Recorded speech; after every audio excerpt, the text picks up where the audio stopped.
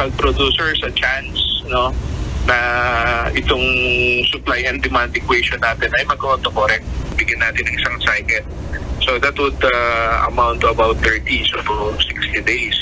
The DA says they are not discussing additional chicken imports so far, saying that thin supply in Cebu is likely due to a ban imposed by the local government to prevent the spread of bird flu among poultry. Yung kasalanan ng DA, ang nagbabayad ang buong Pilipinas. Di ba? Dahil dun sa kanilang policies na yan, lumiit ang local production, eto ngayon na nangyayari sa atin. Poultry raisers believe chicken prices may keep rising in the weeks ahead. Melissa Lopez, CNN Philippines. Restaurants group Resto PH also notes that some establishments are grappling with short supply and high cost of flour, potatoes, and even beef, while poultry raisers foresee a possible shortage in eggs later this year. Vegetable prices also on the rise with big increases seen for eggplants, ampalaya, and pechay. On your screens, the current prices from Mega Q Mart in Quezon City.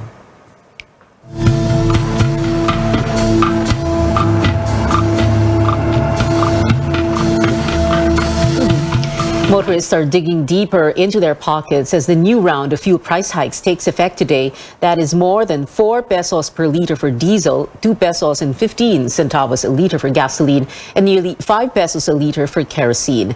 But in Boracay, the new round of increases pushes diesel prices to nearly 100 pesos a liter. Locals are also seeing almost 97 pesos per liter for gasoline. Local authorities earlier explained fuel is more expensive on the island because of transport costs. Amid soaring fuel prices, outgoing Transport Chief Art Tugade not ruling out the possibility of new fare hikes, but he says the government has to balance the relief for drivers and operators while still considering its possible burden on commuters. Mahirap sumagot ng posibilidad. Sir, posibilidad ng magtaas ng presyo kasi posibilidad tataas. Let's discuss that when it comes. Authorities have yet to hear the fare increase petitions from jeepneys, taxis, and transport and network vehicle services providers.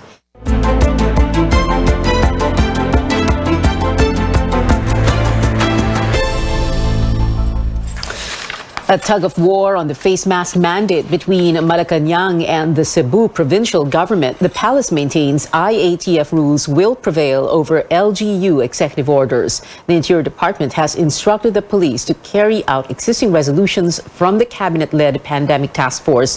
But just this afternoon, the Cebu provincial government institutionalized the policy on optional face masks outdoors. Well, let's get the details from our Cebu-based correspondent, Dale Israel. Dale, what can you tell us? Gabi, Pia, it's official. The Cebu Provincial Board unanimously approved a local ordinance which basically adopts the much talked about executive order of Governor Gwen Garcia. That EO aims to rationalize the wearing of face masks in the province. Now, a special session was conducted by the board to cover the approval of the ordinance authored by board member John Ismael Borgonia. Garcia called for a special session today after the board failed to approve the ordinance on its regular sessions on Monday due to lack of quorum. She also certified the measure as urgent.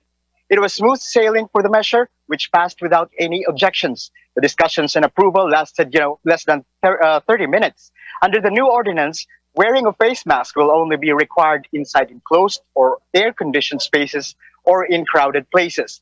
Residents exhibiting COVID-19 symptoms are also required to wear one. Wearing a mask will also be optional outdoors and in well-ventilated areas. According to Borgonia, there will no longer be any basis for the police to arrest people not wearing masks because of the new ordinance. If there are challenges to the validity of the ordinance, he said, it will only be done in the proper court.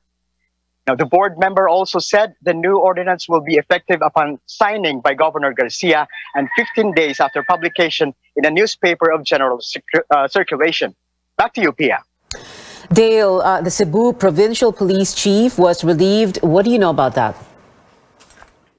Pia, Police Colonel Engelbert Soriano was relieved as director of the Cebu Provincial Police Office effective June 12. Accordingly, his relief is, quote, pursuant to a PNP memorandum circular, which states that the said post can be held by the said rank for a year, extension of which is subject to the approval of the PNP chief. He has held the post for more than a year already. It was also said that it is, quote, for career advancement. The development comes after Garcia insisted that there will be no apprehensions on the face mask rules. Back to you, Pia. Dale Israel there reporting from Cebu. Slow recovery for the country's tourism industry, which is still lagging behind globally. A United Kingdom-based study finds the Philippines is the 7th worst nation in jump-starting tourism growth. As of 2021, the country only had 2.4% of its 8.3 million visitors in 2019. The top 3 tourism economies struggling to bounce back from the pandemic are neighbors, Hong Kong, Japan, and China, while Bahrain, Albania, and Dominican Republic lead countries in reviving tourism. The Education Department helping young learners get back on track amid the pandemic. The Brigada Pagbasa, an offshoot of the DepEd's Brigada Eskwela, will help early grade learners as they transition to face-to-face classes. Volunteers, including retired teachers, will teach pupils aged 5 to 9 in beginner subjects like English and math. The DepEd partnered with the United States Agency for International Development, or USAID, and other private agencies for the project. Wala pang budget for this specifically for the activities that I have mentioned. We have we launched this prior to the pandemic. Unfortunately, COVID happened. Kaya po yung disenyo po nito na magkaroon po sana ng mga volunteers tayo from the private sectors na pwede pong tumulong after school setup. Mga bata na hindi gaanong marunong magbasa. We believe that raising the next generation of leaders begins with raising good readers in the early years. And this endeavor involves not just the schools, but also the leaders in the community. The DepEd hopes to start the program by next school year, pending approval from Vice President-elect and Education Secretary-designate Sara Duterte.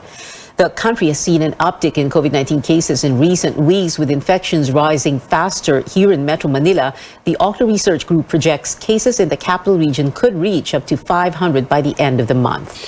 Straight ahead, the development in the case of the SUV that rammed a security guard or ran over a security guard in Mandaluyong City. The Justice Department issues an immigration lookout order against the car owner. While this pop rock band seems to love its Filipino fans so bad, Lainey announces a 5th night for its comeback concert in Manila. More when we return.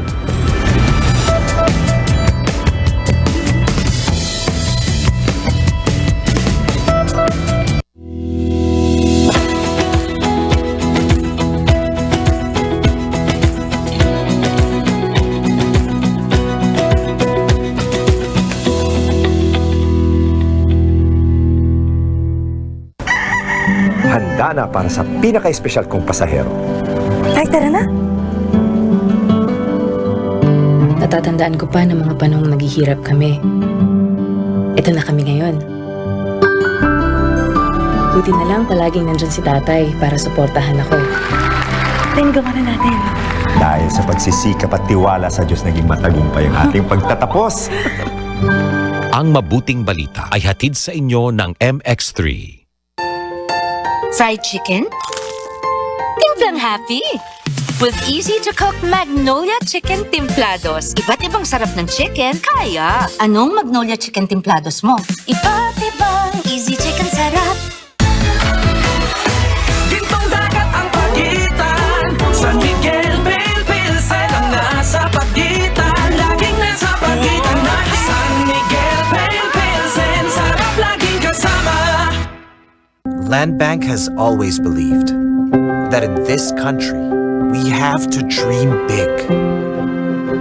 And so we learned to build something out of nothing, improving the quality of life for our people so that we can keep in step with a brave new world and make our big dreams come true. Now it's time to live the life. Let's have San Mig Life with the sun out. Any hour is now happy hour.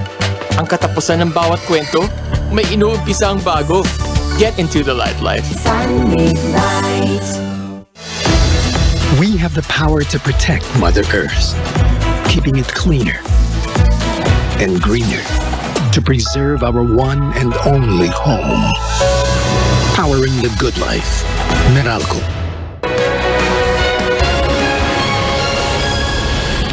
You're watching CNN Philippines. The Justice Department issues an immigration lookout order against the SUV driver who ran over a security guard in Mandaluyong earlier this month. But the lookout order will not prevent the driver, Jose Antonio San Vicente, from leaving the Philippines. Authorities will only be alerted. Justice Secretary Manado Guevara says San Vicente has no departure record after the incident last June 5. Guevara adds whole departure order could be issued depending on the preliminary investigation. San Vicente faces charges of frustrated murder and abandoning a person in danger. Today marks World Blood Donor Day. The World Health Organization is urging people around the globe to donate blood as an act of solidarity. Tristan Odalo gives us a closer look at how the COVID-19 pandemic affected blood donations in the country. It's a race against time for the 70-year-old mother of Charina Padeles, who is currently hospitalized and needs an immediate blood transfusion. Kailangan po ngayon kasi naka life support na machine. So yun, need ko po talaga. Siyempre po, ayoko din kasi mawala nanay ko. Kaya lahat gagawin ko. Charina was relieved after finding out that the type of blood her mother needs is available at the Philippine Red Cross Blood Center. Masaya po ako kasi masasalina na po nanay ko ng dugo. Doon sa mga nagdo-donate, nagpapasalamat din po ako kasi kung hindi dahil din po sa kanila, siguro ngayon po napakahirap po maghanap. The story of Charina and her mother is a common tale in the center, but the daunting task of providing the life-saving blood became more challenging in the last 2 years. There was a reduce in the number of blood donations, specifically because of yung mga COVID restrictions natin. So what are those COVID restrictions natin? Yun yung mga lockdowns, yung ating mga virtual online schooling, and then the work from home arrangement. And of course, for those who would want to donate na may active infections or even those who were exposed to COVID-19 infections. A Red Cross official says the demand for blood is slowly increasing due to the uptick in cases in diseases like dengue. Dr. Cristina Lupta says they need more blood donors, but COVID-19 protocols are also being followed. We would want to encourage yung regular blood donation, a donation every 3 months period. The country needs at least 2,500 blood units daily. One blood unit can save a number of lives. The maximum number of patients that can access to one blood unit is about 4 patients. No, we can process this and separate this into component like the red cell, the platelet, plasma, and the cryoprecipitate. The World Health Organization says that the need for blood is universal, but access to it is not. Blood is essential for patients to survive surgeries, cancer treatment, traumatic injuries, and those with chronic illnesses. That is why blood donation is crucial to make sure that it is available whenever or wherever it is needed. Tristan Odalo, CNN Philippines. For those who'd like to donate blood, you can visit the National Blood Center in Mandaluyong City or approach your local Red Cross chapter. A healthy individual aged 16 to 65 years old can donate blood every 3 months. Other world updates: while the United States prepares to vaccinate the youngest age group, experts find the 3-shot Pfizer vaccine is safe for children under 5 years old. The U.S. Food and Drug Administration says the doses provide an immune response similar to older people.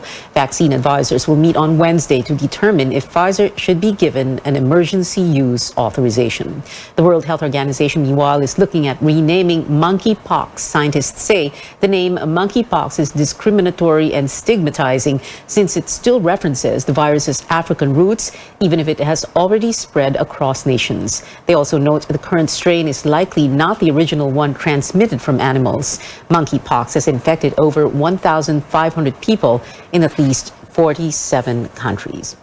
Back here at home, how can we build safe spaces for the LGBTQ plus community? Some organizations are working together to make that happen. Stanley Gaheta has the details. The Nayong Pilipino is aiming to gather pertinent data from different sectors, particularly from the LGBTQIA+ community, to create and ensure a symbolically secured place for everyone. In a forum called Umpukan sa Nayon, members have tackled issues concerning the LGBTQIA+, including how they should be properly treated with dignity and respect. All across the different government agencies, natatangi ang issue ng mga LGBTQIA as one of those that's always left behind. The forum is serving as a framework for an envisioned park in Nayong Pilipino that will stand for the safe space, embracing everyone in the community. This is the first time na we partnered with LGBT organization. May mga ideas po na sinabi doon, dapat gender sensitive, no? Yung community mismo. Nayong Filipino employees will also be trained to be more open-minded and embracing when dealing with gender-sensitive issues. Kami po sa Nayong Pilipino, we have the Cultural Leadership Institute. Kami muna alam namin, bago po namin maibigay po sa iba. The National Library, meanwhile, has started researching on different concepts in Philippine history and literature that have LGBTQIA+ contexts. Baka ang dapat natin natignan is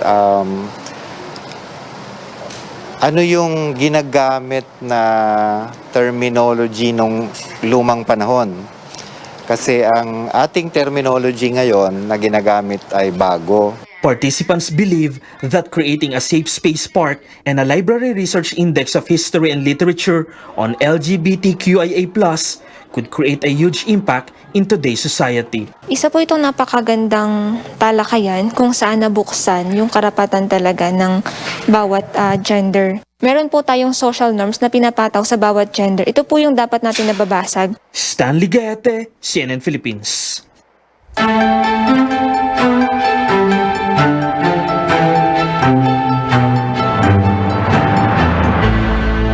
Vice President-elect Sara Duterte is all set to take the helm of the Education Department. The DepEd said it has already prepared a transition team for its new secretary, made up of the sitting Chief of Staff and undersecretaries. Undersecretary Tonicito Umali did not disclose the date and venue of the meeting, but he said Duterte will continue to engage the services of outgoing DepEd Chief Leonor Briones. Sara Duterte will take her oath as the 15th Vice President of the Philippines in the city of Davao this Sunday, June 19th. We will bring you the inauguration as it happens live. Also, catch her pre-oath-taking special with our senior anchor Rico Hizon at 3 p.m. onwards this Sunday. And don't miss our documentary, Inday Sara, the Vice President, only here on CNN Philippines.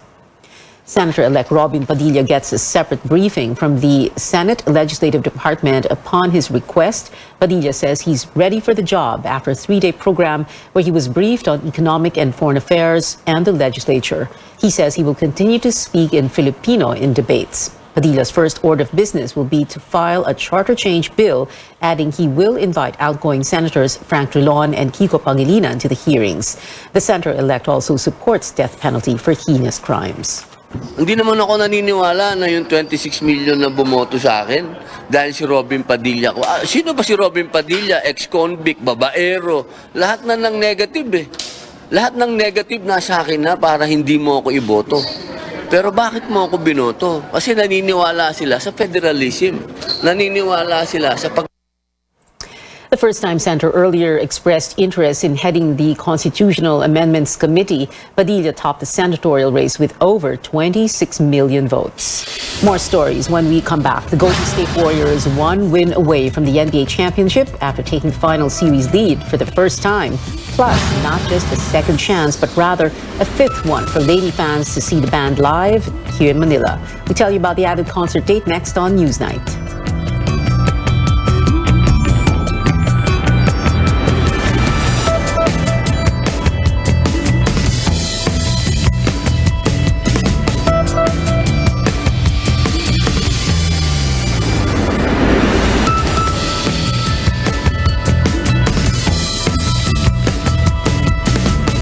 Do I know about my dad? I'm not sure.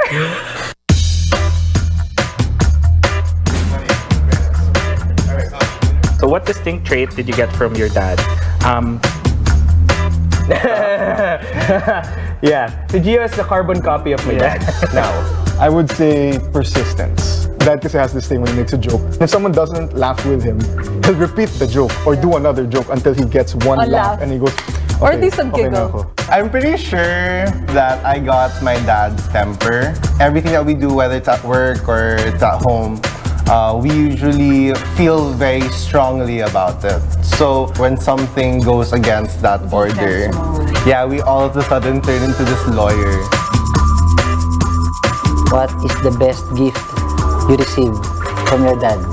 Yun, meron akong gustong-gusto na rubber shoes na naalala mo. Yung iniiyakan ko pa sa mall. Tapos parang nakatatlong balik. Best talaga eh. Natanggap ko. Iniiyakan mo eh. Oo, wala ba? Humiga ako ng 30 minutes din sa the store eh. I got a bike from Santa Claus, and I was like, wow, there really is a Santa Claus. My dad could never afford it. Show your most recent photo with your dad on your phone and tell us the story behind that photo. This is me and my dad. This is after I got my license. He's a boomer and I'm a Gen Z, so I have habits that I do, very expressive, if you will. So dad sometimes copies that, so dad goes, so I go, him teasing me like that bridges our, generation gap. This is a couple of months ago. It was just a nice dinner It by was the also beach. our first, we haven't traveled in over 2 years at this point, diba? So Around that was 2 our years. first family trip. Share your first inuman story with your dad. Ayan. Inuman natin sa third floor. Tinanong ko si Papa, bakit si Mama yung pinili mo? Yun nga, loving, caring, tsaka talagang masikaso. Yun nga, tsaka napikot nga daw kasi siya. My dad gets drunk on a fruitcake.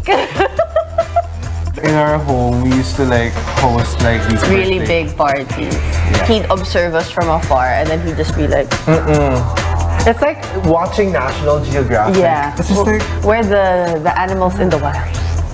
Love you. Yeah. Happy Father's Day.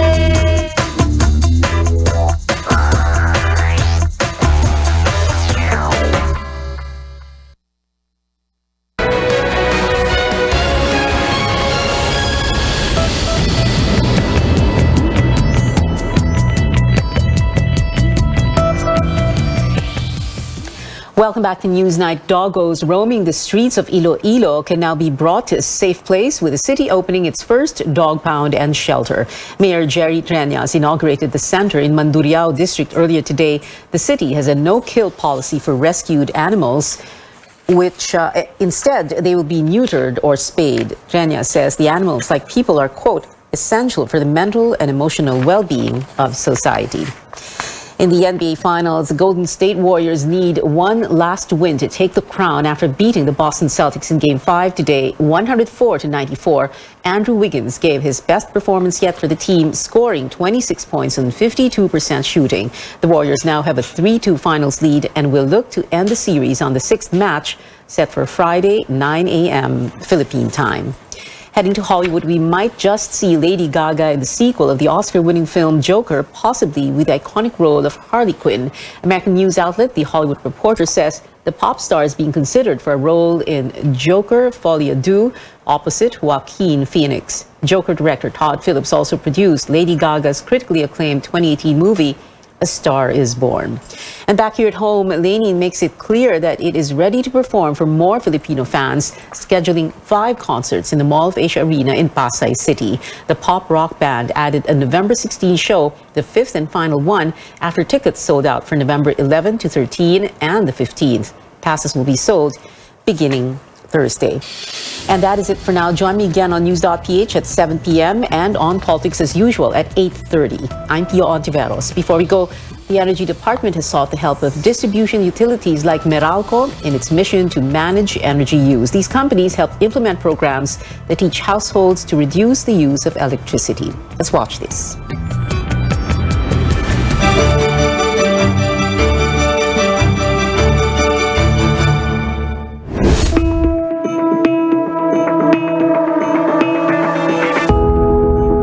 Why it's important to conserve energy, especially at this point in time. Number one is to manage the electricity bill at home. And second is to ensure that there is enough electricity for all. Alam naman natin na we need electricity in all facets of our lives, no? Especially in business, no? Now that we're recovering, we want the businesses to recover, the whole economy as a whole, no?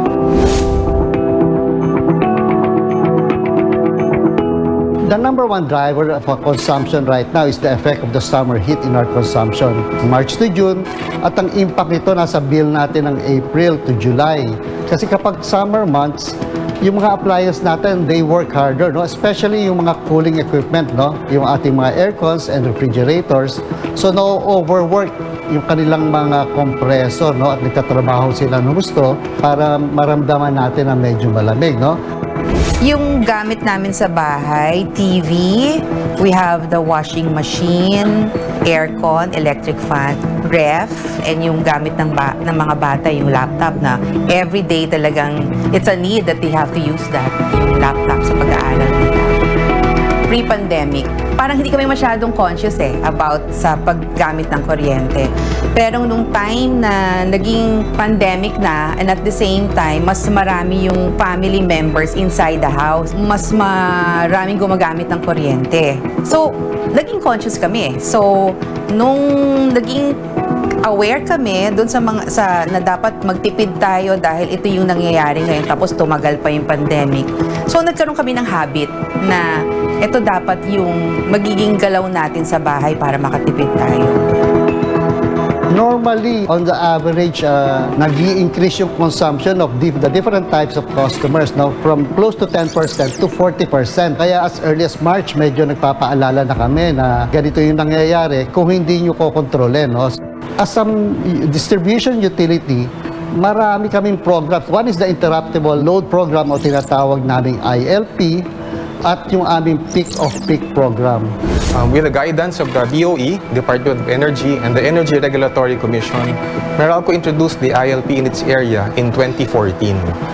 The ILP is a voluntary demand-side management program whereby we request large customers like business establishments to collectively reduce power drawn from the grid during periods of supply deficiency.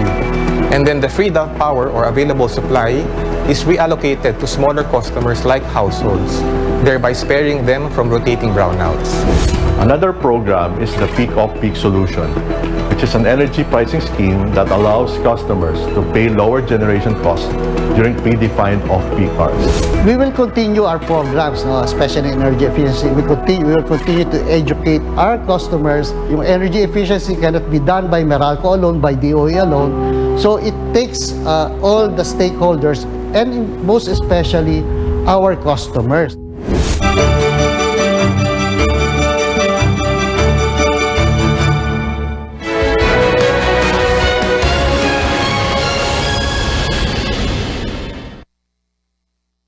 This program is brought to you by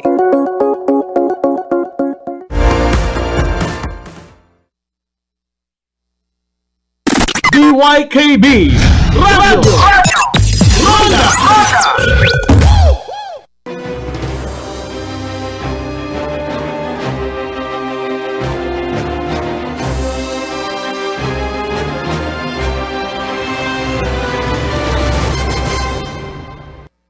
Thank you for watching New Day here on CNN Philippines. 4 days to go before the Filipino votes. This morning, we speak to two party list groups seeking congressional seats. First up, the Pilipinas Para sa Pinoy or PPP party list. And joining us live via Zoom is the group's first nominee, Mike Planas. Mike, good morning. Thank you for joining us here on New Day. Tell us a little bit about how it's going in the last stretch of the campaign period for PPP party list.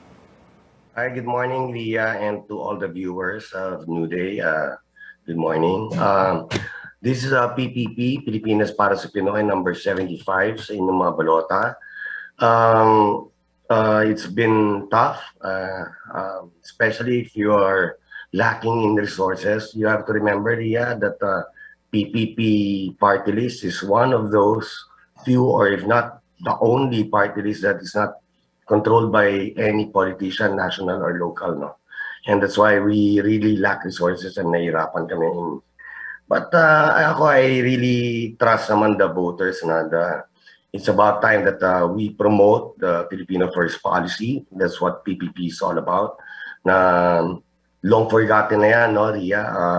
Panahon pa ni Carlos P. Garcia nung huling natangkilik natin ang Filipino First policy or unahin ng Pilipino na polisiya, no? And tayo here, we encourage that we support every Filipino in all their endeavors, no? Kahit anong sektor kagaling, ay kailangan ka magsuportahan, mabigyan ng sapat or karampatang programa para sa kanilang livelihood, kabuhayan, at kung ano pa man. At the same time, we want to empower all their skills, no? Lack of training kasi, kaya minsan nahihirapan din ang ating mga labor force. And at the same time, there must be technology transfer. And lastly, which is the most important, is we need to protect the rights of every Filipino. All right. And when you say protect the rights of every Filipino, you're not just speaking about people within the workforce, like factory workers, or people in agriculture, like farmers. You're speaking also about basic human rights. Do I understand you right? Yes. Basic human rights, the national patrimony, sovereignty, and of course, the Filipino itself, no? Kaya nga kami, I always encourage everyone, no? Everyone I speak to, I always tell them, focus on three things: love of God, of country, and of the Filipino. And with those three things, I don't think maliligaw pa tayo and in supporting this country and making this country a better place. All right. So, Mike, tell us, if elected, what priority legislation would you be pushing, or what exactly would your programs look like? Okay, Ria, you mentioned earlier about agriculture and our food production industry, no? When I was councilor of Quezon City before, I was the one who initiated the comprehensive land use plan, no? Which is now, in fact, being used and passed in Congress to become the national land use plan. But this time, when I enter Congress once elected, we will focus on the comprehensive land use plan for agriculture, meaning all the crops na ang Pilipinas kasi is composed of so many islands, 7,000 plus, and different soil ang mga ano nito, and iba-iba ang livelihood, no? May mga dagat na madaling mangisda, merong mga lupang madaling tamnan ng ganitong crop, no? So we must have, together with Department of Agriculture and all our food scientists, no, food production scientists, we must come up with a comprehensive land use plan for agriculture so that ma-maximize natin lahat ng production natin all over the country from different crops. All right. And what other programs will you also be pushing for, Mike, if elected to Congress? There are other programs, no, like yung health natin, scholarships natin, you know, the typical necessary, ano. But what's more important is enhancement, no? Enhancement of our labor force, no? Whether you're an online worker or a fisherman, as you have mentioned, dapat lahat mabigyan ng tools, no? Ang mga fishermen dapat mabigyan ng mga cold storage facility, ang mga farmers natin dapat mabigyan ng mga post-harvest facility, and so on and so forth. We need to enhance their skills. We need to retrain our labor force so that they become competitive here and abroad. All right. Thank you so much for your time this morning. That was PPP Party List First Nominee Mike Planas.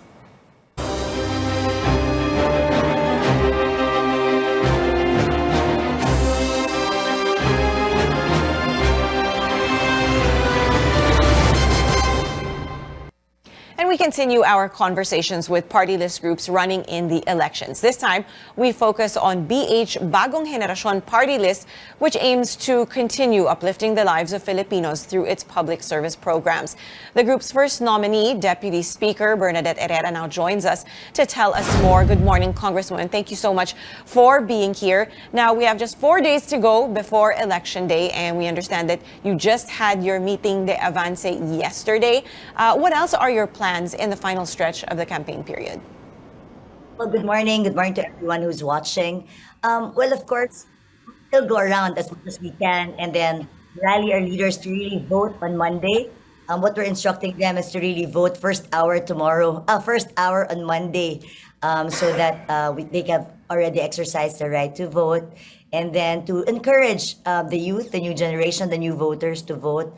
So that's the direction that we're taking now, is to really gather all our supporters in order to make sure that they have to know their precinct numbers, their polling places, and all that, so that they're ready when they vote on Monday. All right. Could you tell us more a little bit about the BH Party List? You're known for producing legislation to uplift Filipinos' lives and providing social services to families. What would your priority legislation be if given another chance to serve in Congress? Well, my priority legislation is hopefully the government can also help every time our people are hospitalized. During the pandemic, all public hospitals were full. So the constituents end up going to private hospitals. And that's the one direction that I want to focus on, in order that government can also help even in private hospitals. We've been doing this through an administrative order of DOH, but I want to make it into a law. At the same time, penalize government for having delayed payments to private hospitals, because it's very important. Private hospitals are already crying for help because PhilHealth has not been paying them. And I feel that we should encourage private hospitals to help our constituents, especially in times of need. And so yan yung isang focus that I want to look into, and more scholarships for college education. We have seen the effect of the free tuition fee in state colleges and state universities. 1.6 million of senior high school graduates are already in college. And that shows us that a lot of youth want to study. So we have to encourage more of that and give more opportunities for private colleges and private university scholarships. That's very important. And one of the bills that we weren't able to pass during the last Congress was the aid for Filipino families, because normally our assistance goes to household, and a lot of families were not able to receive these subsidies or help from government. But I would like to focus more on sustainable programs. Ayoko na po ng mga ayuda na pang isang araw lamang. It has to last for a lifetime. You have to teach them how to fish. But in Bagong Henerasyon, we always say we revolutionize the fishing industry. So you find ways on how they could create livelihood opportunities for themselves. And those are the things that I would like to focus on. And of course, the Water Regulatory Commission and the Department of Water are two pending bills of mine that I would like to refile when I go back to Congress. Now, Congressman, as you've been saying, you focus on other sectors, that of women, youth, as well as micro, small, and medium enterprises. Perhaps you could tell us a little bit about the main challenges in these sectors right now. What are they facing, and how do you plan to address them? Well, one of the things that's facing us is the review of the wage board. If you recall, a lot of workers are clamoring for increase in the minimum wage. But of course, it's going to be a balancing act on how you could maintain the businesses, the small businesses, to maintain their businesses if we adjust the minimum wage. So ito yung very critical in this coming legislation as to how we could manage to keep our small and medium enterprises afloat while helping our workers cope with increase in prices of fuel, of course, the implication of that is increase in prices of several commodities. So we have to find that perfect balance as to how we could encourage small and medium enterprises to really open up and to help our small and medium enterprises. All right, lastly, Congresswoman, any other programs that you will be pushing if you return to Congress? Well, like I mentioned, I would like to really push for private sector support in terms of private hospitals, on how we could help our constituents for that one.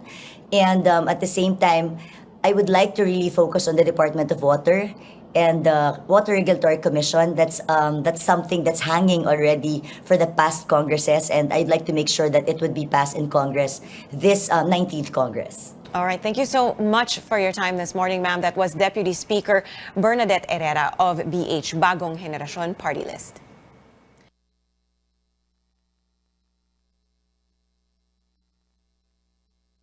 BYKB